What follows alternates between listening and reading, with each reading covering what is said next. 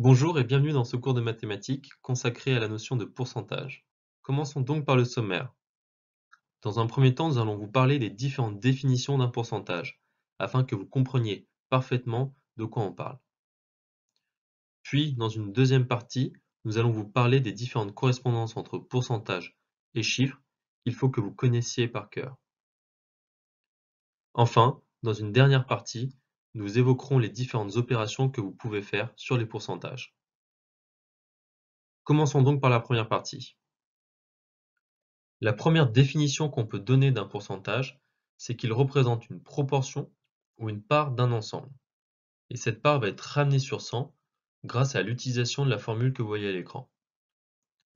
Prenons un exemple pour être plus concret. Clément va acheter un t-shirt à 50 € et un pantalon à 150 €.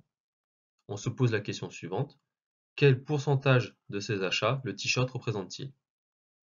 Dans cet énoncé, la part est égale à 50 €, c'est-à-dire la part qui est dédiée au t-shirt, et le total est égal à 50 € plus 150 €, c'est-à-dire 200 €. Je pose donc la formule suivante. 50 divisé par 200, qui est égal à 25, 25%. On peut donc en conclure que le t-shirt représente 25% des achats totaux de Clément. Deuxième définition qu'on peut donner d'un pourcentage, un pourcentage est une fraction. Le pourcentage va donc exprimer un nombre en une fraction dont le dénominateur est 100. Prenez le temps d'apprendre la formule suivante.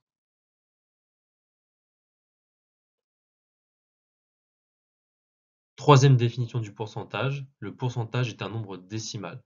Il est donc toujours compris entre 0 et 1 lorsque le pourcentage est inférieur à 100, ou alors il est supérieur à 1 lorsque le pourcentage est supérieur à 100. Prenons quelques exemples pour être plus concrets. 30% est égal à 0,3, 45% à 0,45 et 146% à 1,46. Parlons désormais des différentes correspondances entre pourcentage et chiffres que vous devez connaître par cœur.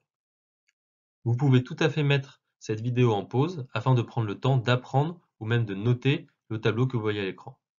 Ce tableau, vous devez le connaître par cœur. Surtout, s'il y a une question ou une remarque, vous pouvez nous envoyer un mail ou nous contacter directement sur le chat sur prepacademy.fr.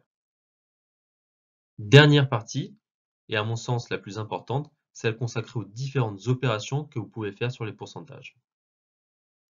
Première opération possible, je peux appliquer à un chiffre ou à un nombre une augmentation pourcentage. Ainsi, je veux augmenter le nombre A de A%. J'obtiens donc le nombre A+, qui est égal à la formule suivante. Cette formule est très facile à appliquer dans la réalité, comme vous allez le voir avec l'exemple suivant.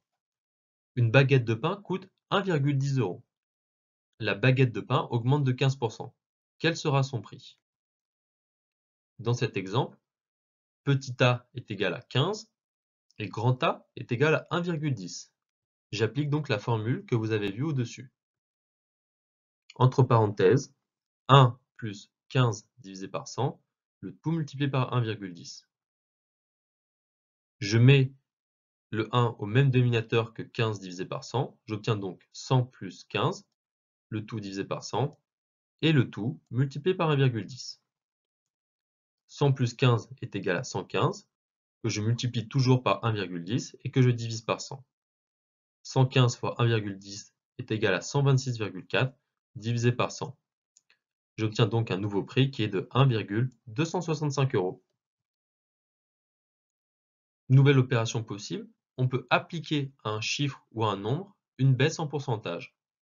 C'est le cas lorsque je veux diminuer le nombre A de A%. J'obtiens alors le nombre A- qui est égal à la formule suivante. Prenons l'exemple suivant. Un vaccin contre la grippe coûte 15 €. Son prix baisse de 10%. Combien vaut-il? Dans notre exemple, A égale 15 et petit a égale 10. J'applique donc la formule que vous avez vue au-dessus. J'obtiens donc 1 moins 10 divisé par 100 fois 15. Je mets la fraction au même dénominateur. J'obtiens donc 100 moins 10 divisé par 100, le tout fois 15. 100 moins 10 est égal à 90 fois 15, le tout divisé par 100.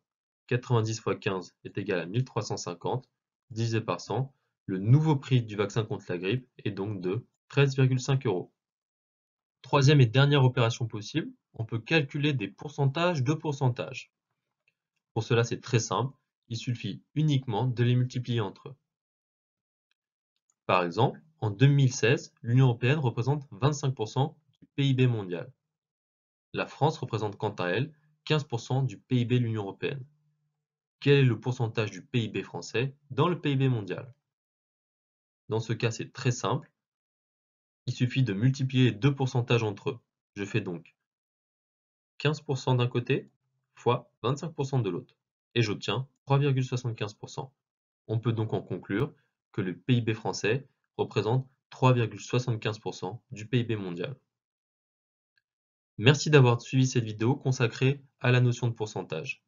Si vous avez des questions ou des remarques, vous pouvez toujours nous envoyer un mail ou nous contacter via le chat directement sur notre plateforme prepacademy.fr.